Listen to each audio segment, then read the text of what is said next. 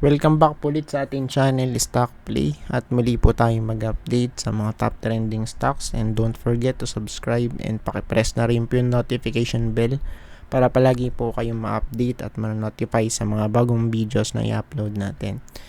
And of course, bago tayo mag-start, shout out po muna sa mga viewers natin, especially yung mga nagko-comment, mga nagla-likes guys, at yung palaging sumusuporta sa natin channel. Ayan. Of course, yung first natin para sa top trending stocks, Converge. Check muna natin. Okay, so clear tayo rito. Markup pace to guys. So kitang-kita na, no? Ayan na yun. Discovery pace na to. Okay, for Converge. So yun nga lang ang natin dito. Concern natin, wala pang pullback, ano? Okay. Since nung last time po na natin to, nakita natin to na ganyan. So 3 days na or 3 candlestick na sunod-sunod, like this one. So 3 white soldiers, and after that nagkakaroon ng pullback guys. Okay, katulad na to, parang lang, same setup lang. Tignan natin sa mga susunod. So 3 white soldiers din to. Okay, kung i-consider natin tong mahabang week na to, so pwedeng ganun yung setup natin ngayon. So for this one, kay Converge, ang nakikita po nating support, so possible dito guys na may 13.6, 13.6, or yung worst case dito guys, so 12.28. Ayan, so worst case na yun, I think, if ever man na mangyayari. Ayan, since dito sa daily chart kasi still overbought pa din naman, so kung mag-extend, no problem of course. Ayan, no problem, so dito naman, okay, sa area na to, kung titingnan natin yung next resistance, so I think may resistance dito somewhere here. Resistance. Okay, so sa gawin na to may resistance guys, malapit sa 15.35. ayan, so sa may green box na yun, let's see. Ayan, then yung next of course, SPNEC guys.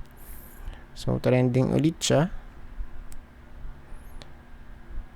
Ayan, so dati yung trending dito, MRC. So ngayon iba na, Ayan, SPNEC. So still pa rin naman to, goods. Sideways pa rin mako-consider yung kanyang structure, based dito sa big picture, and kasi naka weekly chart tayo so far. Much better kasi kung magkaroon tayo ng higher high na may close, so this one kasi sa weekly chart, although meron tayo ditong higher high, pero hindi po siya body no candlestick, so weak lang siya, ayan. So of course, much better kung mag dito breakout, so ayan, sa may 1 point 06. Tingnan natin sa daily chart, no breakout, since still sideways pa rin naman kasi ito talaga. Ayun, bagsak, retest, bagsak, tapos retest ulit, so kung hindi magbe-breakout possible, so babalik tayo ulit dito malapit sa 1, for SPNEC. So far naman kasi, ang pinaka natin dito confirmation, supposed to be dapat mag-break out sa may taas ng 200. So it means dapat makalagpas dito sa may green box na to. Ayan. Next, plus. For plus guys, check muna natin to. Solid yung ano na to, no? Rally. Medyo pinaglaruan pero nag-close ng maayos eh. Di ba? So yun nga lang, medyo nakakatakot na to because yun nga, no? Sobrang taas na tapos walang resistance and yung support medyo maninipis. Okay? So yun ang kumbaga very alarming. From here sa 14 nagrally ng 40% mahigit, 42, 43 super goods. Okay? Pero kung bibili ngayon, much better na muna tayo. Stay away muna. Okay? Ayan, no? So, marked up pace na kasi ito eh. Ayan, no? Sobrang taas na nung kanyang price. Okay, naka-elevate na yung price niya, guys, no? Mark up pace, ibig sabihin hindi na buy low yan, no? Ayan, ASEN. Next one, ASEN. Check natin ano ba nangyari. So, eto naman, nag-pull back na, guys. Ayan, so sad to say, medyo mahabang to. Bearish candlestick. So, yung support natin dito, of course, sinabi na natin to before. Eto, guys, ayan sa may 5. And right now, nag-close dun sa may 5.2. So, meron parang difference na 0.19, Ayan. So, tingnan natin. For now, wala po tayong gagawin dito kundi maghintay muna rito. Then, pagka na-hit yung 5, tingnan natin kung mag-hold, no? Ayan. So, let's see, guys, for this one. ASEN. Kasi, yun po talaga yung na-anticipate natin dito eh. It's either dito, 'di ba, sa may na to, 5.5, or kung hindi nga, mag-hold doon since medyo nasa OB pa rin kasi sa weekly 'di ba? Mga indicators. So, sa malamang dito 'yan. Ayan, sa may 5, guys, no? ASEN. Ayan.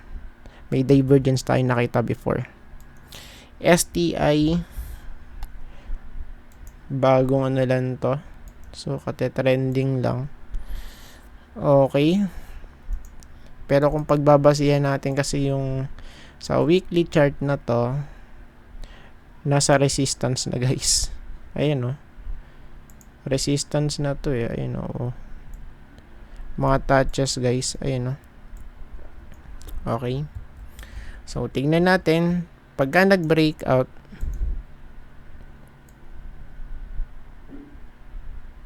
pwedeng ma-hit. So, saan yung pwedeng ma-hit dyan, guys? Of course, maghahanap ng yan eh. Okay, panibagong resistance. I think dito sa gawin na to, sa area na to, no? 1.19. Kung mag-e-extend, since overbought na naman siya, yun nga lang yung stock naglalag, still nasa pa rin. Nasa mid pa rin siya, no? If ever man na to, na mag-breakout, so pwede mag-rally hanggang dito, tapos pull back, no? Or kung hindi naman, so pwede, since nasa resistance na siya, so on support, possible support for this one, dito meron no? So sige, lang tayo. Dito lang tayo sa gawin na to. Somewhere here. Ayan. 0.85 guys, no? So, pwede dyan. 0.85 yung support for STI. Ayan. Then, yung last, yung home. Of course, don't forget to watch po yung ano natin, second video, no? Ayan. So, last na to, home. Mga ka-homey. Bearish. Ayan. So, kita na guys, ano, bearish. So, only dip to guys. Only bottom because wala naman tayong pagbabasihan ng ano dito eh. No? Wala tayong pagbabasihan ng ano dito guys, bottom. Super bearish ano. For me yung kanya itsura, mukhang meron pa to ilalaglag guys. So, sa daily rin, same setup din dito. So, maybe magkaroon tayo ng divergence. Okay. Forming a divergence. Ayan, tapos of course, a possible bounce play ano for this one. Ayan, since yung kanyang stock is kako-crossover pa lang. 'Di ba? Ayan oh, eto. Fresh crossover sa taas, overbought. And kaya I think magkakaroon ng ano to, divergence, no. So for now, stay away muna rito ano for home. Na ano ba to? 22. Hindi naman siya halted, no. Ayan. So I think tapos na po tayo at maraming salamat po sa panonood. See you po sa next video. Bye bye and God bless.